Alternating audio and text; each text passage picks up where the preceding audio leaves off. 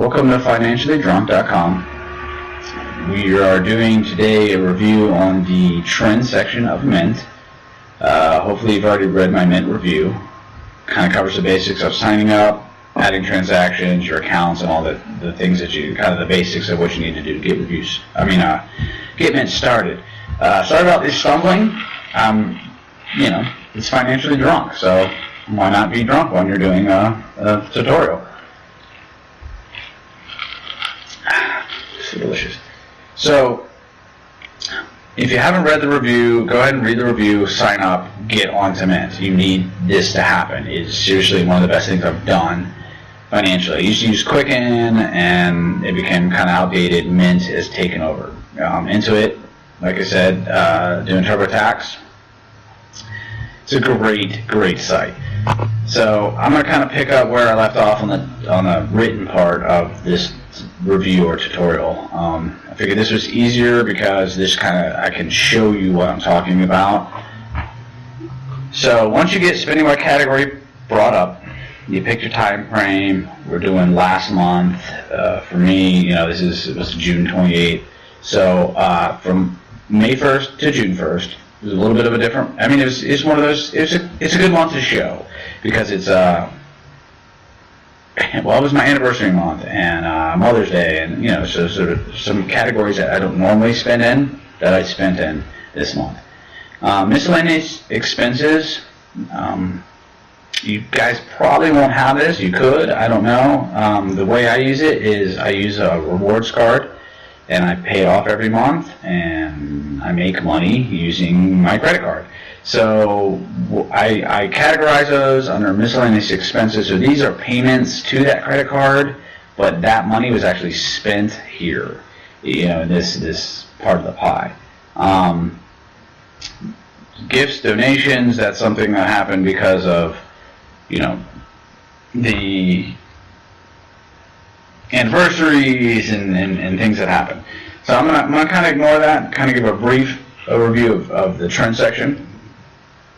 What's great is, we'll start with home. Everybody's got some kind of home thing. So I had one transaction. It was $9.89. That's our rent for the month. You can see right there. That's where we live. This is our it's under mortgage and rent. It's $989.65 this month. So that's, what's going into, our home.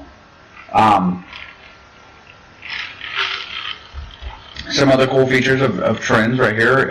You can see what we spent the most on. So we made the most transactions or purchases on food and dining. That's definitely a category that you need to watch because I'm going to blow up on you. I like this right here because it's kind of just boom, right in your face. I spent this. Okay, I spent a lot on cars, and look how much I spent on food and dining. Whoa, one more highlight, right? Okay, probably the captain. All right, $655.94, right? That's a lot to spend. Now kids, that's our children. Now they're from my previous marriage. I've already stated about me. So that's, we're going to break all this down though. But this is a nice overview, kind of like, wow, I spent $9,000 last month. That's a lot. But we're going to figure out where I spent it. So auto transport, you see it was over highlighted. You saw with home, I could click the transaction. I kind of saw it here. It's got 4 different ones. I'll show you. Gas, fuel for the car. I have 2 different auto payments. I had to, get some repairs. So, that's just, that's going to happen. Gas and fuel, this is going to come in later when we're starting to budget and kind of, we're going to figure out where our money is going, and then we're going to figure out where we need to put it. Food and dining, 27 transactions. Let's kind of look at that one. So, groceries, restaurants, fast food, whatever, alcohol and bars, right? Cheers to that.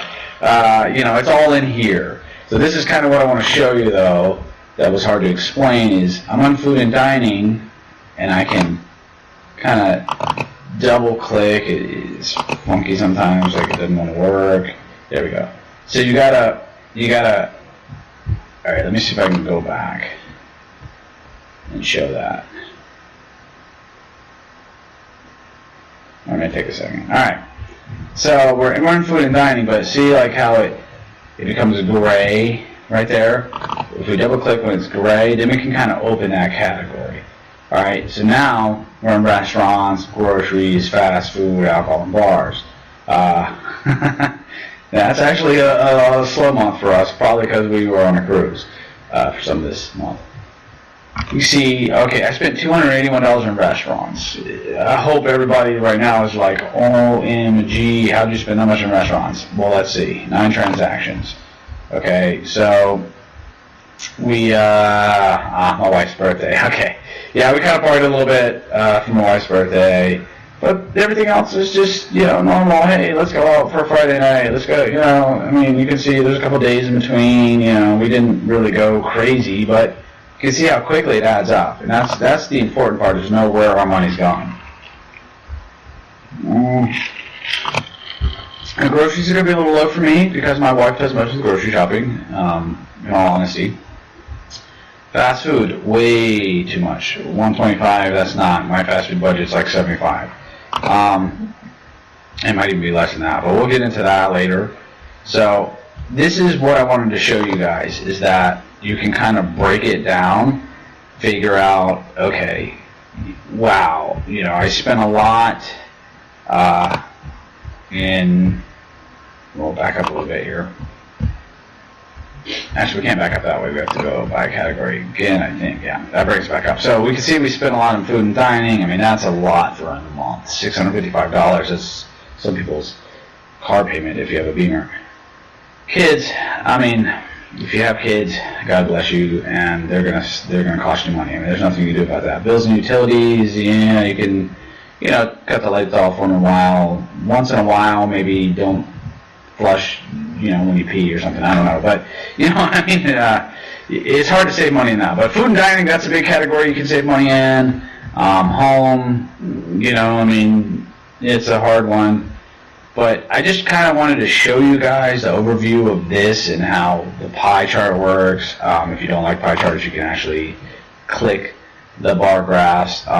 Might be a little bit easier with the bar graph to double click and, actually, okay, well, bar graphs don't work with the double click, okay.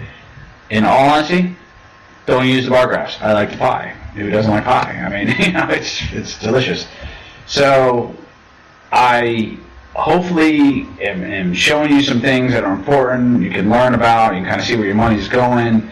You can say, like, wow, I spent too much in food and dining. Obviously, I know I spent a lot on this month, but I knew it was going to happen, so I was okay with it. Let's go, actually, since we're here, let's go to custom, and we'll do, let's see, we can do maybe,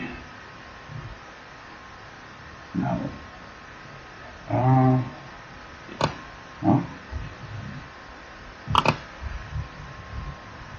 Alright, well, I don't know.